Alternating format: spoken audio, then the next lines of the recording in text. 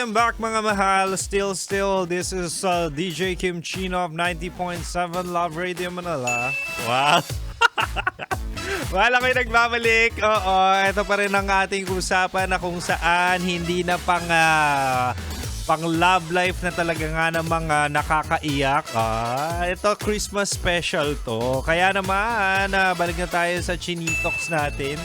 Diba nga sabi ko kanina mahala, ibibigay ko ang 3 paraan para gawing memorable ang Christmas mo.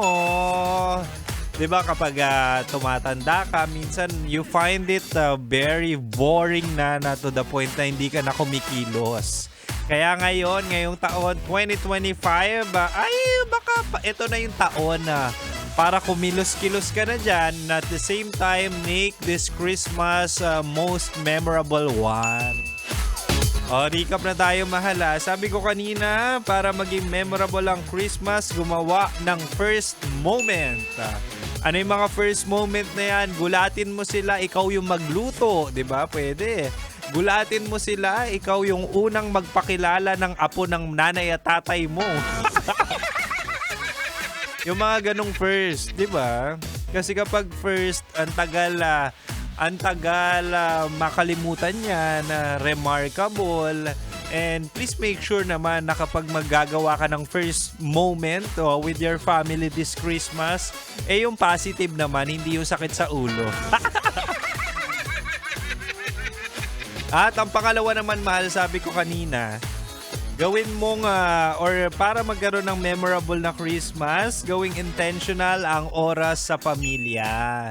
Ito yung sinasabi natin na make sure na kapag kayo ay kumakain or magdi-dinner na together ng may Christmas, di ba?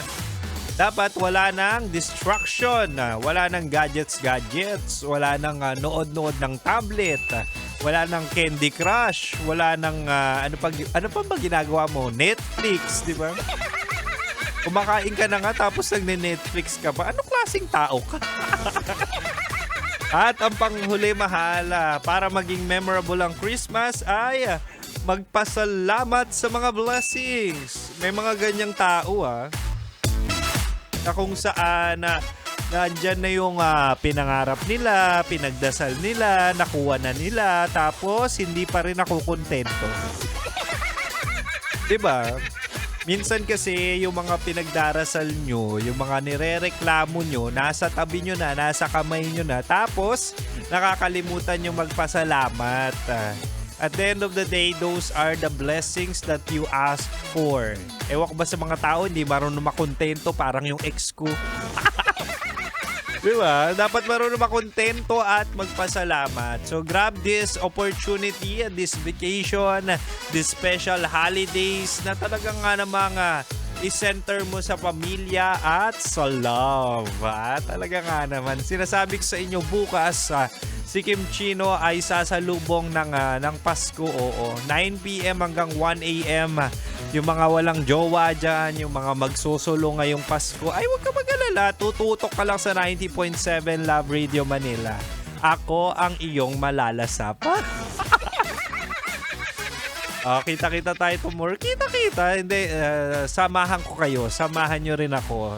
9 p.m. to 1 a.m. Diba? Anyway, tuloy-tuloy pa rin ang aming pamimigay ng Noche Buena package. Katulad ngayon, talaga nga naman si Diego Bandido ay talagang naghanap ng certified kabisyo natin. Pakinggan nyo na ang panayam niya. Ating certified kabisyo! Kabisyo, ngayong Pasko, ang 90.7 Love Radio ay nag-iikot-ikot at syempre nandito tayo ngayon sa Cavite area na kung saan naghahanap tayo ng certified kabisyo. At eto nga, kasama pa rin po ninyo abang lingkod Diego Bandido at meron tayong naispatan dito na isa sa masasabi nating certified kabisyo. Kamusta? Mabuting! Yun! Ayan! Anong pangalan? Edward Morales! Kamusta naman ang Pasko mo, Edward? Siguro hindi pa masyadong single Wala pang Oh! Malungkot. Malungkot. O yan, huwag ka mag-alala, Brother Edward, dahil pasasayahin ka ng Love Radio. Ikaw ba may pang Noche Buena ka na? Naku po, wala pa. Ayan, dahil dyan, ikaw ba'y nakikinig ng Love Radio? Opo, amen. Ayun, no, sino-sinong DJ ang napapakinggan mo? Si Jigo Bandido at Ayan. saka si Nico Liala. Yan! Oy, Brother Edward, bakit ka naman nakikinig ng Love Radio? Anong napapala mo sa papakikinig ng Love Radio? Kasi paborito ko kayong dalawa eh. Yun. Ayun, at dahil dyan, bibigyan ka namin ng Noche Buena Package worth 1,500 pesos! Thank you. Anong masasabi mo dahil ikaw ay isa sa mga napili ng Love Radio na bigyan ng Noche Buena Package? Nagpapasalamat ako na meron akong handa sa Pasko. Yun! Okay, sige, maraming salamat. Merry Christmas sa'yo, bro. At syempre, kailangan pa bang i-memorize yan? Basic! Yun! Di ba mga mahal? Napaka-basic. Nakinig lang siya. Certified kabisyo na siya. Meron siyang Noche Buena na worth 1,500 pesos. Kami po ay magpapamigay hanggang December 31.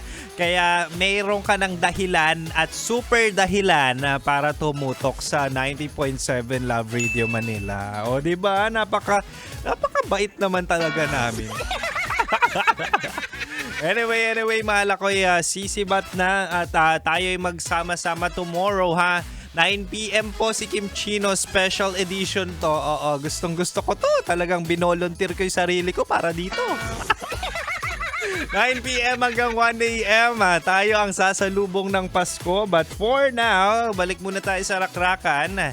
Don't worry, mahal. Susunod na po sa akin sina Titan Jello at Rocky Terra sa kanilang programang Rocky's Secret Files with Titan Jello. Muli, DJ Kim Chino is signing off pero manatiling makatutok dito sa 90.7 Love Radio. Kailangan pa bang i-memorize yan?